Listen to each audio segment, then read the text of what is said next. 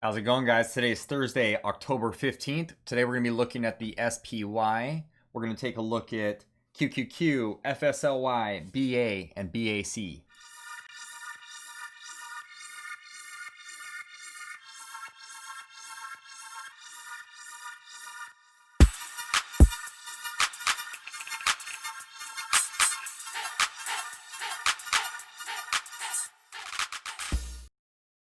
All right, this is Patrick. You are trading with Prime. Welcome. If you are new, first thing I want to ask is hit the like button. If you guys are getting value out of these videos, go ahead and hit the subscribe button, the bell notification. We go live Sunday, 5 p.m. Pacific Standard Time to go over watch list, anything you guys want to ask questions about, technical analysis. We'll go through all of that on Sundays at 5 p.m. Also, be sure and leave a comment underneath the video.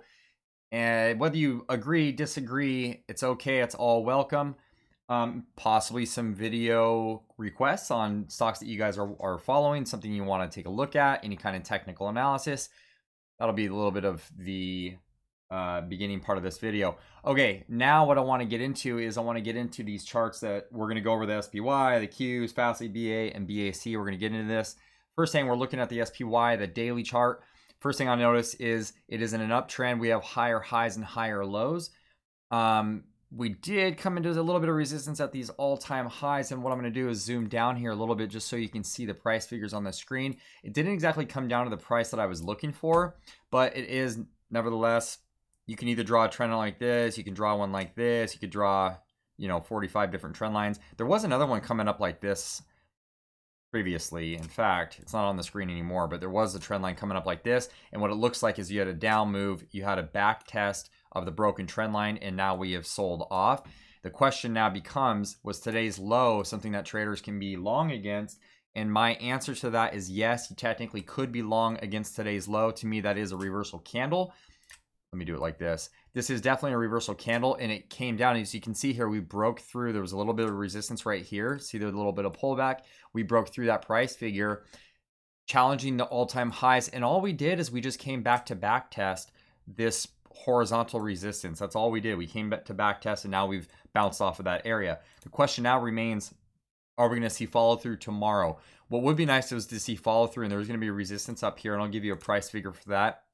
Even if you're day trading on intraday time frames, there's going to be resistance up here between let's say between 350 and 351.70. Let's say there's going to be some resistance in that area. So if you are swinging this, let's say today you went long, and tomorrow, and you're an active swing trader like myself, and you went long today, like me personally, I'm closing out by tomorrow afternoon. I'm not going to hold it over the weekend as we're up into this resistance area, because another thing I see on the chart already is this could be a bull flag pattern. I know we were looking at a possible bull flag up here, but this could also be a pretty big bull flag. Maybe it was from down here, or maybe it's even from right here. Let's see what happens tomorrow. Let's see what happens. Let's take a look at the weekly chart this weekend. Let's go down to the intraday time frame. I'll try to keep this video brief, and I apologize if I'm speaking fast. I wanted to get this video out to you guys. I know it's been a couple days here, so again, I see the same exact pattern on the hourly chart. You see this up move, and then you see just a pullback consolidation, and now we've come up into resistance, current resistance right now. So again, the question remains, are we going to see follow through tomorrow from the bulls, or are we going to see some selling pressure from the bears? We will see what happens tomorrow. Tomorrow's daily and weekly closing price is going to be very important. It's going to mean the difference between what the following week will provide. Or it'll give us some insights, I should say. I shouldn't say it'll mean one thing or another, but it'll give us some insights. Let's take a look at the QQQ. And I see the same exact kind of scenario playing out in the Qs. The only difference is the Qs are down underneath the gap. And what the gap that I'm talking about is, I mean, you can see why it found support down here. You can see at the same area acted as, I would draw it more like this. I wanted to see price and the Qs come back to this level. It didn't do that. It didn't even fill this gap all the way. And the gap I'm talking about is right here. And it didn't even fill the gap all the way and then rallied away from the gap. And that is more bullish than it is bearish. The only thing to consider is we are still in a gap window. And I'm going to zoom in a little bit more. Let me go to a lower time frame just to really put it on the screen and show you guys what I'm referring to. So as you can see right here, you see this gap. There's a little gap right here. And then you see this other gap up here where it didn't actually close up and fill that gap. So we're kind of in the middle of no man's land. I don't know if I would go long, and I don't know if I would go short. Can you be short against today's low? I think yes, you can be short against today's low, and knowing full well if price comes below that low that you'd be stopped out of the trade. And same thing, you can technically be short against this gap fill up here, just as long as you know as price gets above that and takes, possibly take you out of the trade, stopping you out. Consider both of those. Otherwise, it's okay to remain neutral. Let's go over to FSLY. And I meant to do a video yesterday. I ran out of time, so I couldn't get to a video, and I was going to do FSLY and PTON. Right now, we're just going to look at FSLY because we saw this sell-off. I don't know what the news is. I'm not a news trader. I don't really pay attention. I mean, every once in a while I'll go look at the news as far as what is the market sentiment across the markets. Like, I like to know what the broad market news is. I don't know what the news is on this one. It is down 27%. I believed it closed the day down 27%. So this one is a little bit different of a scenario. So you have a way bigger of a gap in here. And as you can see, price was consolidating in this area. So those of you who did take this long bounce trade, congratulations, because price, as you know, doesn't like to just shoot through a prior consolidation period without consolidating again. And what do I mean by that? I'm going to zoom into a lower time frame. Again, sorry if I'm speaking really fast. Okay, so here's a lower time frame. This is the hourly chart. I'm going to zoom in. Well, first of all, FSLY is up. If I do from March lows till now, it's up almost 1,000%. So it is nothing to this chart to pull back 30%. A 30% drawdown in an uptrend is sometimes can be viewed as 30% drawdown usually in a huge bull market. Like look at Tesla, for instance. When it pulled off the 30% off the highs, it got bought up really fast. So you can tell why, this is possibly why traders bought this up, but also because it's coming down into this prior consolidation period. But expect pullbacks of this magnitude, and 30% is not a big deal if a stock has run almost 1,000%. Let's zoom in on this price action right here, because this is what I really wanted to talk about. Let's do this. And so as you can see right now, price fell down. It looks like two things are going on. One, it fell down a lot. So plan on, let this price settle for a few days. Let it kind of settle and adjust. Now, if you took the trade to the long side, yes, you can be long in against today's lows, because what I first noticed is, for one, it was at support, and I can see why people bought it. You had this huge candle back here. It's hard to see it on the screen. The low of that candle was the support area. Let's do this. Let me zoom in one more time so you guys can really see the candle I'm talking about. So follow my cursor if you can all the way back to this point back here. This is a support area I was talking about, and the candle I'm talking about is this one right here. And the reason why you see it's a breakout candle from this price action, or you could draw a trend line like this.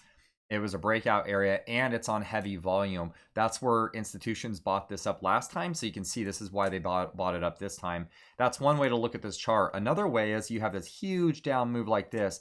Price is going to consolidate, and whether it's going to consolidate up like this as in price, or if it's going to consolidate sideways in time, creating somewhat of a bear flag. Time will tell. We don't really know that just yet. But what I would like to believe so far is that this is a good buying opportunity for the bulls, and this is more a bull flag. So it's kind of two patterns in one: bearish in one aspect on the longer time frame, but on the shorter time frame, hourly chart, it's definitely bullish. Let's look at BA. And we'll take a look at the daily chart first. Daily chart on BA, I like this price action. Don't mind this line up here, this 176.10. That was a previous short trade stop loss, and so don't mind that that price action right there.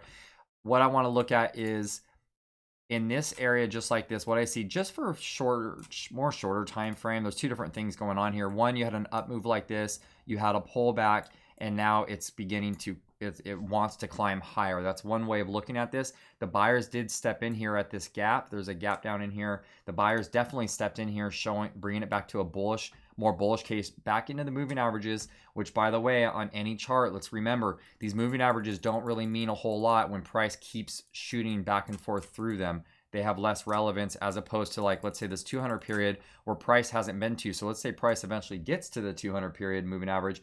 It will definitely act as resistance once price gets there, because it hasn't been there in quite a while. So the other way of looking at this is, and another aspect is, this was a down move here, and then you have consolidation before the next down move. I was short in BA, which I closed this morning, close to the open. Close to the opening price, we had a short going on in BA. And by the way, for those of you who want to join the Discord, the link of the Discord is in the description of the video. You could go to rtbtrading.com and sign up. There is a free 1-week trial. Okay, again, two different things going on here on the daily chart. One is a bull flag, one is a bear flag. But know this, as long as price stays above this level right here, and I'm gonna give you a price. The price is roughly $160. As long as the price can stay above $160, this pattern can definitely be bullish to the upside. Okay, I'm not going to go to the intraday on this one. Let's go over to BAC. And also with Boeing, Bank of America, the travel sectors, the casinos, the airlines, they like to, the resorts, you know, they like to trade together in a sense. There's a lot of sympathy plays, and I don't know why I have never been able to connect the two together. Why does the banking sector like to trade similar to the hotels and casinos and airlines? And if you know the answer to that, put it in the comment section. I still have no idea why. Okay, so I liked this trade setup. I did not take it today. I did a post on this in the Discord that I like this price action. This traders can be long against this price level of 23.50. Maybe putting a stop just underneath 23, let's say a stop loss of 23.45 or 23.40, somewhere in there, going long against that price. I do like this. The only thing that concerned me on the daily chart is you do see lower highs going across this chart. You also see higher lows, which is a little bit interesting. But so you see this triangle pattern, and we keep wondering, we had the triangle pattern first back in March, April, May. We started drawing it like this, and then we started drawing it like this, you know, and every time the price moves around, we keep redrawing this. But now I see a price level do this, and I see the same thing. It's doing this. So again, it's every time it corrects, we keep drawing these in here. Time will tell whether this is going to break down or give us a rally. But you definitely can be long off of this price action, off of these lows. You definitely can be long. And once again, once price gets up to the topper end, you can be short, I guess, against certain price levels. It's trader's choice. But just know that you one day will wake up and we'll see that huge move in the banking sector, whether that is to the downside or to the upside. I have a really hard time believing that all of the banks and the airlines will continue to rally, though. There's a lot of pressure on them as far as the economy needs a lot more time in these areas than a simple matter of the tech sector where we could just buy every dip and you know, take it to the upside. It's a lot more complicated than that. The banks like to follow the yields, and we won't get into that today, but they do like to follow the yields. And as long as the yields are headed lower, which it looks like they are in a bigger time frame, as long as that's happening, I have a hard time believing that the banks are just going to rally. But it's possible. So again, like I said, you can definitely be long against this low. This does look like a bottoming pattern. The one thing to keep in mind is there was a down move. This still can be a, you know, it's more conceptual than it is actual figures on the chart. But this can be consolidation to the downsides and possibly seeing another down move. That's possible. But I wouldn't take that short trade just yet. I would wait for price to shoot through 23.50, and then if you saw somewhat of a back test and then for it to sell off, making lower lows or lower highs, that's definitely an area to lean into the short side, because you have a lot of room on the bottom side. A lot of room on the bottom side as far as risk versus reward. I do like the minor upside of this though in the next few days. We will see. So that wraps it up for this video. I just wanted to keep it short for you guys. I wanted to put out this broad market analysis on the SPY and the Q, so I'm glad we got into that. Give you guys a little bit of something to look forward to for tomorrow. Keep in mind it's Friday. The volume might be a little bit light tomorrow. We might have some numbers coming out in the morning, but the market can definitely rally tomorrow. You know, but also there's a lot of sensitivity around the virus and the election, so be very careful holding things over the weekend as far as if you're an active swing trader. So that's it for this video. Thank you guys so much, and we will see you in the next video.